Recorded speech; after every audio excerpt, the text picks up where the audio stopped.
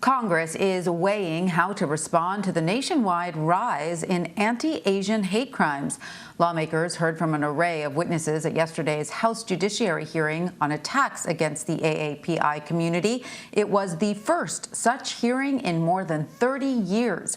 Some of the speakers were their own colleagues. CBS News senior White House correspondent Weijia Zhang spoke to a victim of anti-Asian violence.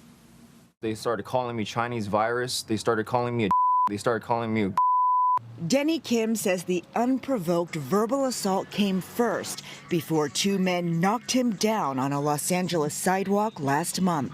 The assailants, when they were beating me up on the ground, they told me that they wanted to kill me.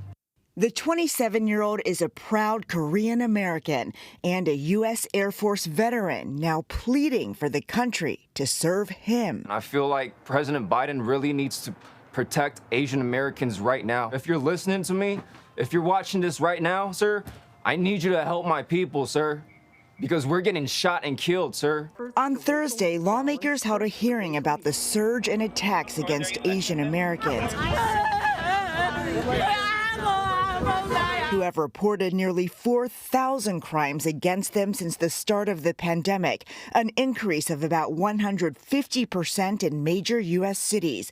But Texas Congressman Chip Roy questioned if a crime should be linked to hate. Who decides what is hate? Who decides what is the kind of speech that deserves policing? Roy also defended the use of anti-Chinese rhetoric to describe the virus. And I'm not going to be ashamed of saying I oppose the Chi-Coms. I oppose the Chinese Communist. New York Congresswoman Grace Meng fired back. This hearing was to address the hurt and pain of our community, to find solutions, and we will not let you take our voice away from us. Meng said Asian Americans have a target on their backs. She would know. Meng shared several voicemails her office has received to show the racism is real. Chinese virus, Kung Flu, you Kung Flu, you. The Congresswoman is now pushing to pass the COVID-19 Hate Crimes Act. How important is it that the government take some action? It's as important as my mom living and not fearing for her life when she walks to the grocery store. I don't want her getting beat up and her head hitting the concrete and her head bleeding all over the floor because somebody was just filled with so much hate and ignorance. Congresswoman Meng's legislation would create a new federal position to review all of these recent attacks. She told me that she can't remember a time when so many people who don't look like her stood in solidarity with the community, and she said that is promising. Tanya? Weijia Zhang at the White House. Thank you so much. Representative Judy Chu was among those who shared their stories at yesterday's hearing on violence against the Asian American community.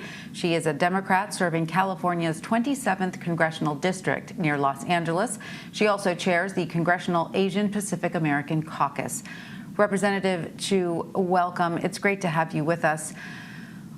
This is, of course, your lived experience, and your district has one of the highest percentages of Asian Americans and Pacific Islanders in the country. What have you heard from your constituents about how these anti-Asian attacks have impacted them, particularly since the pandemic began? My constituents feel so much fear, and it's only been exacerbated by these horrendous murders in which the fear is now turning into terror. But I hear stories from my constituents that chill me. For instance, I just heard from a constituent who was walking his dog who said that he was attacked by somebody from behind who yelled all kinds of Asian slurs. He got away from him, but the guy came back with an axe. And then there was another constituent who was sitting by the bus stop when he was attacked by a man who hit him with his own cane, and he lost part of his finger. This is right in my district. So you can imagine what is going on in the rest of the country. There have been 3,800 hate crimes and incidents since the pandemic started. just horrific. And you have called for a whole of community response to this nationwide rise in anti-Asian attacks. What would such a response look like? Can you describe in more specifics what you would like to see happen? Well, first of all, there was such a complete change when President Biden took office and issued his executive order within the first week of taking office to condemn these anti-Asian hate crimes, but also to have the Department of Justice work with us. Of course, we jumped on it immediately and had the meeting with the Department of Justice last week, in which they were already putting together a series of measures that could help to combat these anti-Asian hate crimes. So we will continue to work with them. We are also pushing forth various pieces of legislation, including the No Hate Act, which would improve the hate crime reporting in this country, which is very lackluster, and also have grants for local law enforcement to implement a hate crime program and also be able to get training on it. We also are calling for people to stand together, to issue statements that they support one another and that they also condemn these anti-Asian hate crimes. So that's why we're calling for a national day to speak out against Asian hate. This will be 1 week from now on Friday, but we'd like everybody to do what you feel you can do. A Twitter feed, a post, in-person event, a virtual event, but we would like to see an echo of people throughout this United States saying that they are standing up against hate. And you have been critical in the past, Representative Chu, of how hate crimes are reported in this country. We know the group Stop AAPI Hate has taken up collecting reports of incidents with about 3,800 since last year. You know, even at the local level, it's been such a struggle. The New York Times reports just one person in New York City has been charged with anti-Asian hate crime this year, and that man is Taiwanese. So how can Congress address and improve reporting and prosecuting hate crimes in the U.S., particularly against Asian Americans?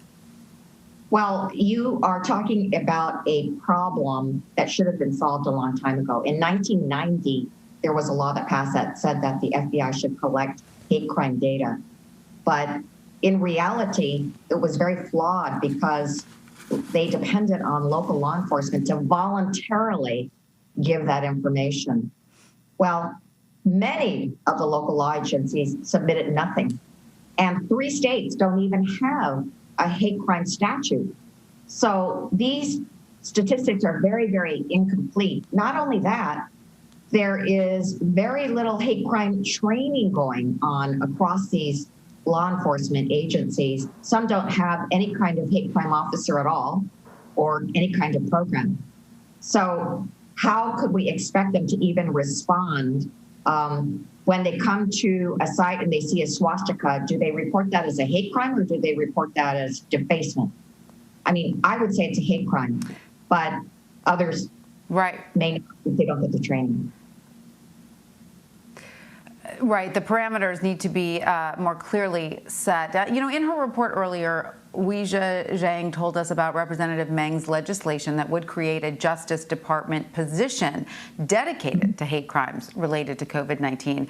But we also heard Representative Roy's dismissive comments about that. So do you think it will be possible to get broad bipartisan support for anti-hate crime legislation enough that it can pass the Senate's 60-vote threshold? Well, I was very, very disappointed by the Republican response to Congressmember Meng's resolution in this last fall, which condemned anti-Asian hate crimes. 164 Republicans voted against it. And their minority leader, Kevin McCarthy, went on the floor with a long speech that said, this is a waste of time. A waste of time? 8 people are dead now. So that's their attitude. And Chip Roy just reflected that attitude, this dismissive attitude that this means nothing. And he wants to be free to say anything he wants with regard to terminology, China virus, Wuhan virus, even though we know that it is hurting people in this country. Well, Representative Judy Chu of California, thank you so much for joining us and sharing the stories of your constituents and your own. We appreciate your time. Thank you.